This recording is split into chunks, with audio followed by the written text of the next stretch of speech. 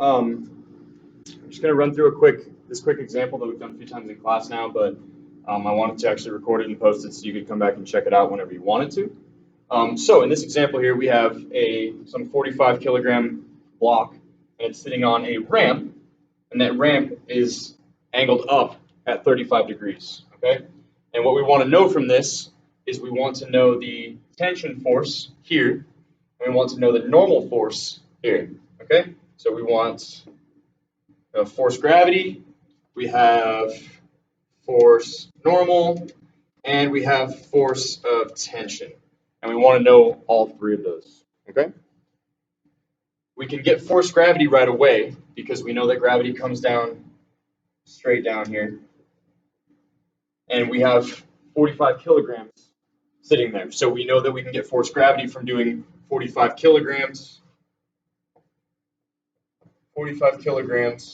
times 10 newtons per kilogram.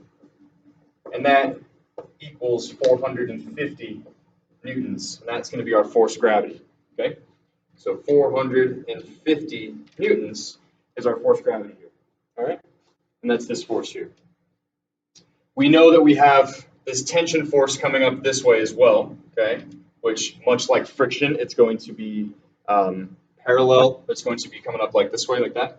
So in this case, for this example problem, if we had tension or if we were solving for friction, either way, it's going to work out very similarly.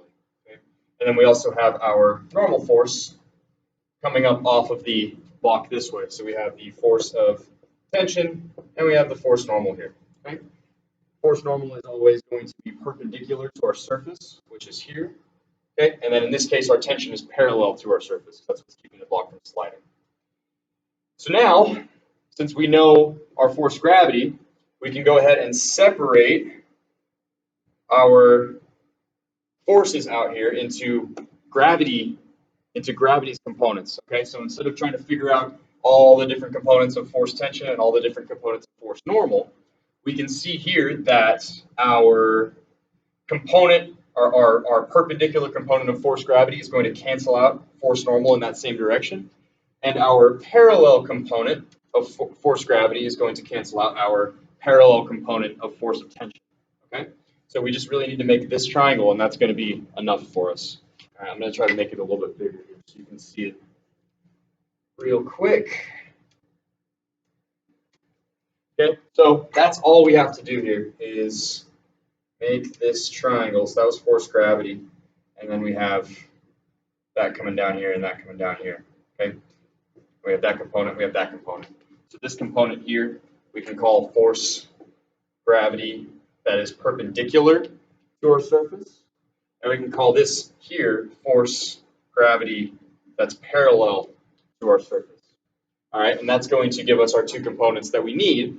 Force gravity that's parallel is going to be equal to force tension, and force gravity that's perpendicular is going to be equal to force normal. So as long as we can solve for both of those forces, we can figure out our normal force and our tension force. Now that we've made this triangle here, that's all we need to do. Once we make that triangle, we can go ahead and solve for these two components.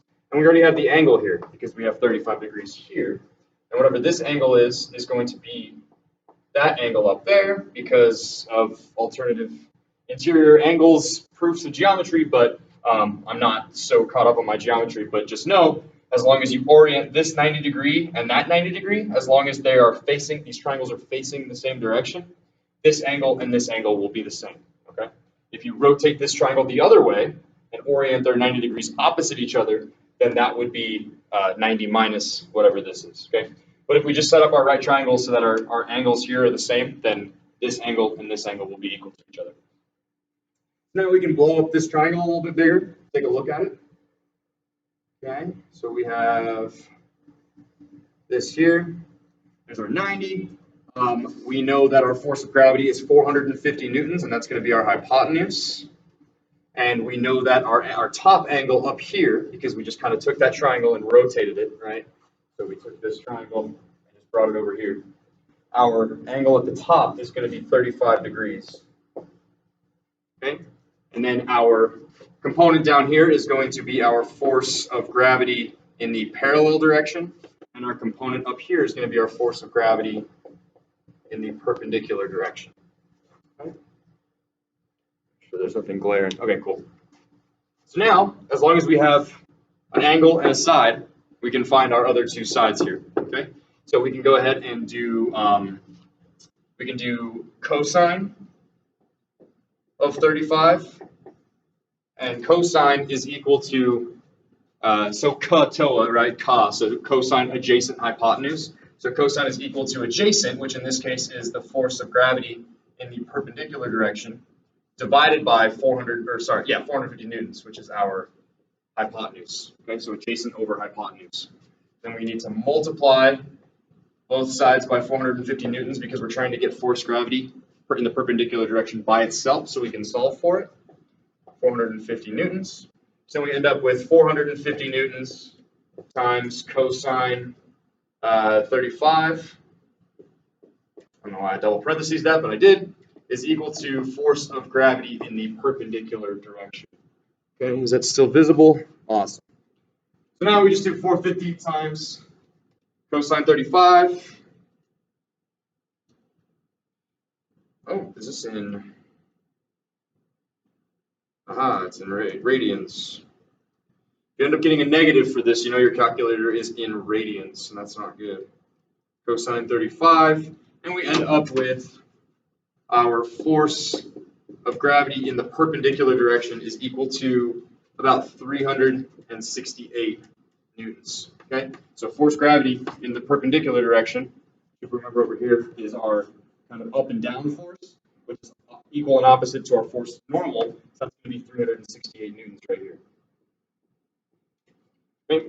Now we just do sine to get our other angle. So we will do sine of 35. So the sine of 35 is equal to our adjacent over our hypotenuse. So it's going to be the force of gravity in the parallel direction over 450 newtons.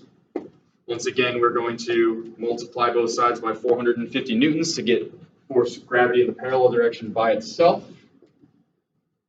Okay, so now we're left with 450 newtons times sine 35 is equal to our force of gravity in the parallel direction. So force gravity parallel is equal to 450, oops, calculator just died. Perfect. Is equal to 450 times sine of 35. And that gives us force gravity in the parallel is 258 newtons. And if you'll remember, force gravity in the parallel direction here was equal and opposite to our force of tension. So that value there, that 258 newtons, is going to be our force of tension. Okay. Now, if we wanted to make sure we were being as accurate as possible, force gravity is negative, force normal is that way, and force tension would be negative as well. But as long as you can get here, you're doing good. Okay. Hopefully that helps. Yeah.